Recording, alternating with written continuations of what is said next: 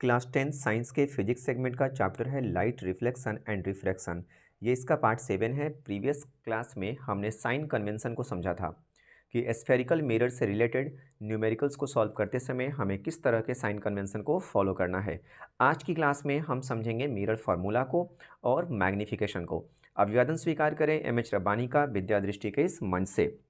सबसे पहले हम समझते हैं मिरर फार्मूला को। मिरर फार्मूला की बात करें तो मिरर फार्मूला जो है वो रिलेशन इस्टेब्लिश करता है तीन चीज़ों के बीच में। Number one, distance of object यानी कि वस्तु की दूरी, जिसे हम डिनोट करते हैं यू से। Number two, distance of image यानी प्रतिबिंब की दूरी, जिसे हम वी से डिनोट करेंगे। और नंबर थ्री है फोकल लेंथ यानी कि फोकस दूरी, जिसे हम स्मॉल एफ से डिनोट करते हैं। तो यानी कि यू, वी और एफ के बीच में एक रिलेशन इस्टेब्लिश करता है मिरर फार्मूला। और फार्मूला हमारा कुछ ऐसा है, 1/v plus 1/u equal to 1/f।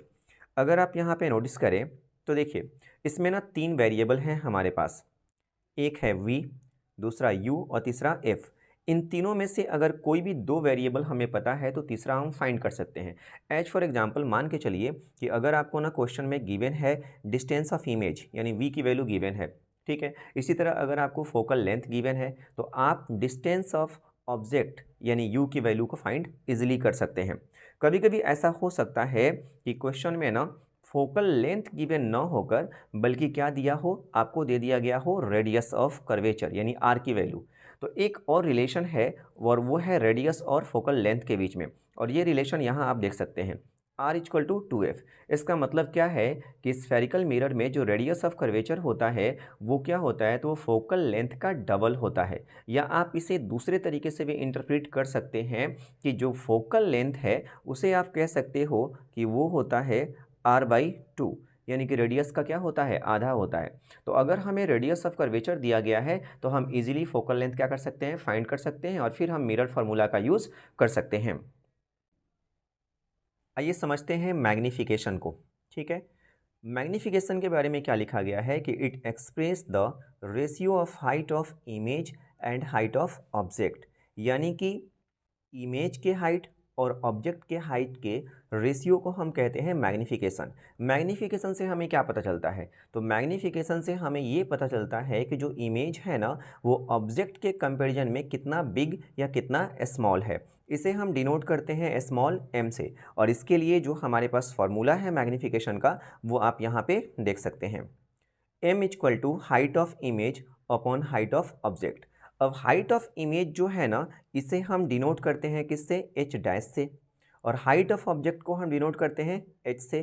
तो इस तरह से हमारा फॉर्मूला क्या बन गया यहाँ पे, m equal to h upon h dash upon h।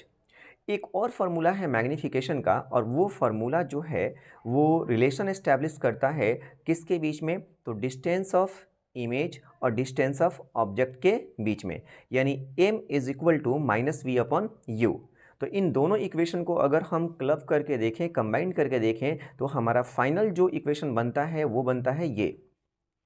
यहाँ पे आप क्या नोटिस कर रहे हैं, m equal to h dash upon h is equal to minus v upon u. अब इस रिलेशन को भी हम न्यूमेरिकल सॉल्व करने के लिए यूज कर सकते हैं, और आपको फोकस करना है इस पे।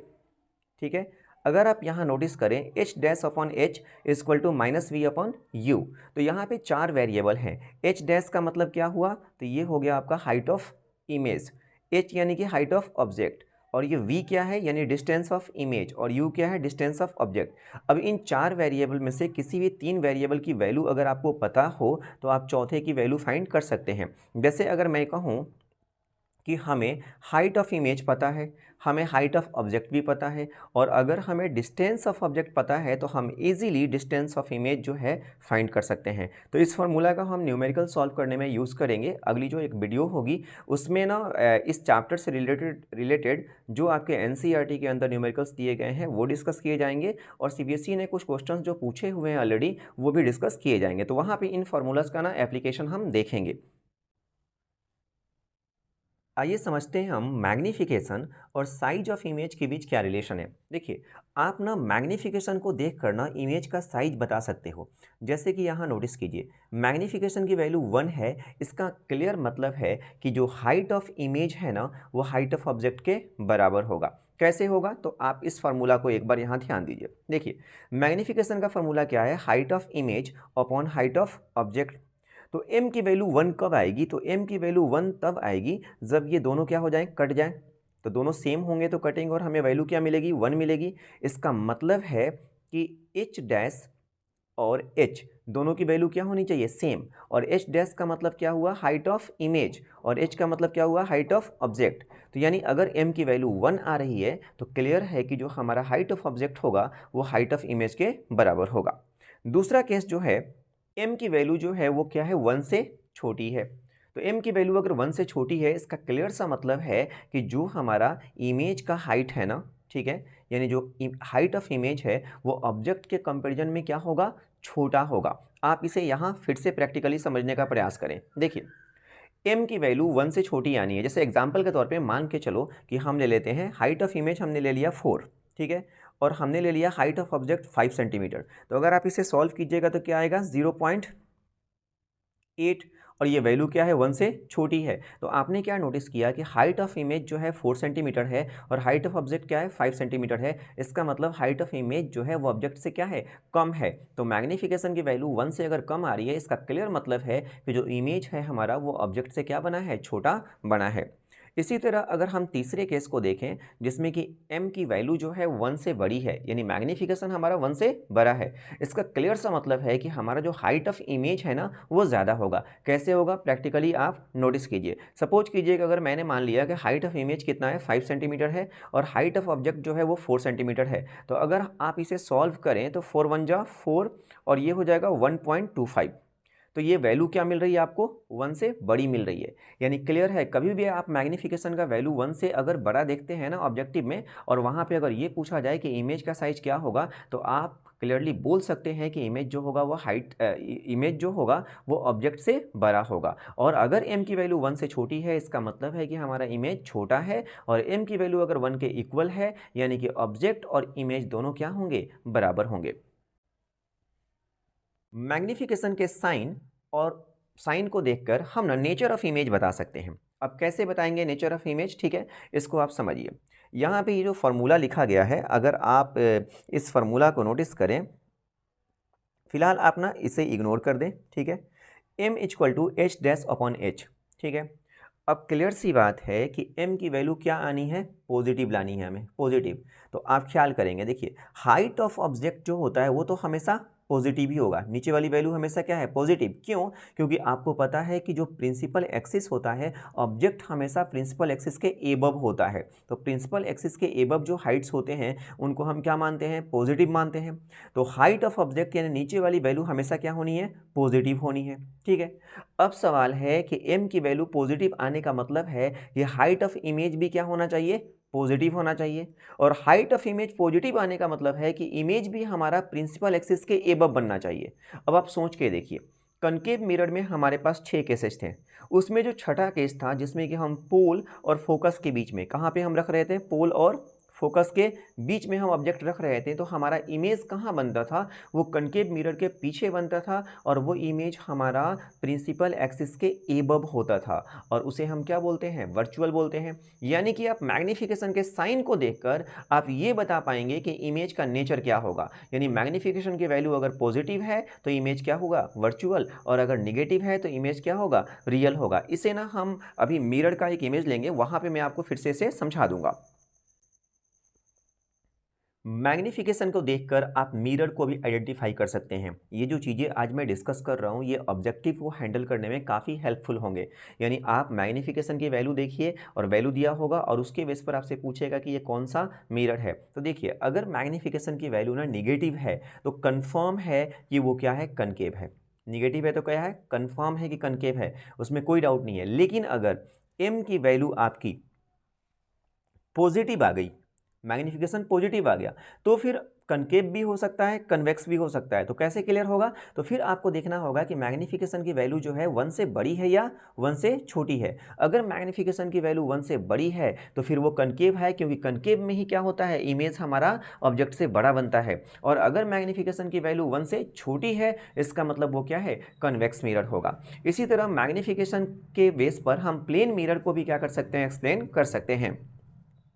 प्लेन मिरर का जो मैग्नीफिकेशन होता है वो होता है +1।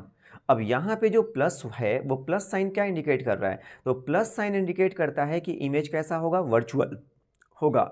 और वर्चुअल इमेज कैसा होता है, इरेक्ट होता है। यानी मैग्नीफिकेशन की पॉजिटिव वैल्यू इस बात का इंडिकेशन है कि इमेज वर्चुअल है, और मैग्नीफिकेशन का नेगेटिव साइन इस बात का ये इंडिकेशन है कि इमेज कैसा होगा, रियल होगा।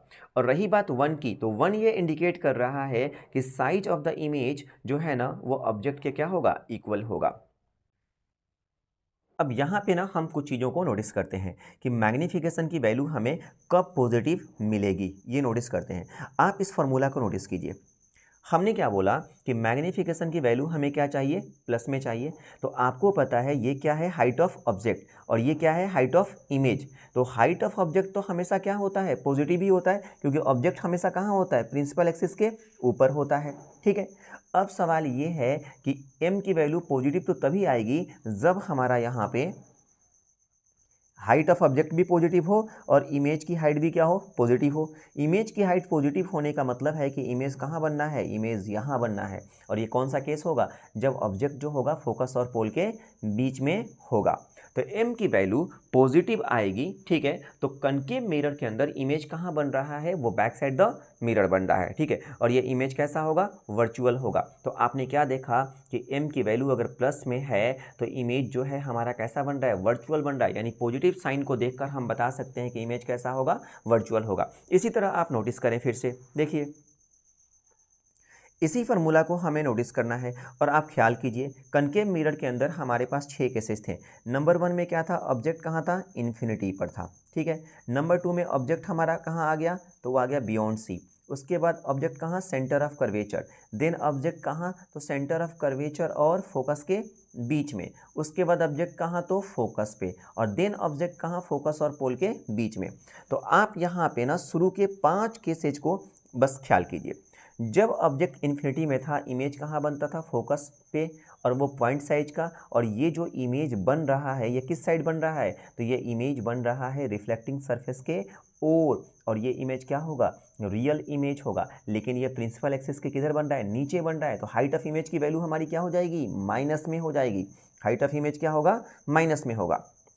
इसी तरह जब बियॉन्ड सी हमारा ऑब्जेक्ट है, ठीक है, तब भी हमारा इमेज जो है फोकस और सेंटर के बीच बन रहा है, और वो भी इमेज हमारा कैसा बन रहा है, ये प्रिंसिपल एक्सिस के नीचे बन रहा है। तो हमने यहाँ पे क्या समझा कि ऑब्जेक्ट को हम इन्फिनिटी पे रख लें, और वहाँ से लेकर कहाँ तक, फोकस तक जब ऑब्जेक्ट होता है तो इमेज हमेशा हमारा कहाँ बन रहा है, प्रिंसिपल एक्सिस के नीचे बन रहा है। तो यानी कि हाइट ऑफ इमेज क्या हो गया, माइनस में हो गया। और हाइट ऑफ इमेज माइनस में होने का मतलब है कि हमारी मैग्नीफिकेशन की वैल्यू क्या आएगी, माइनस में आएगी। तो हमें क्या समझ में आया कि मैग्नीफिकेशन की वैल्यू अगर माइनस में आ रही है तो माइनस साइन इंडिकेट कर रहा है कि इमेज कैसा है, रियल है। क्योंकि ये इमेज आप देख सकते हैं रियल इमेज बन रहा है रिफ्लेक्टिंग सरफेस की और ये कैसे इमेज है, इन्वर्टेड है। ठीक इसी तरह कन्वेक्स मिरर में अगर आप नोटिस करें तो देखिए कन्वेक्स मिरर में मैग्नीफिकेशन क्या आ सकता है। फिर से आपको ना इसी फॉर्मूला को नोटिस करना है। ठीक है।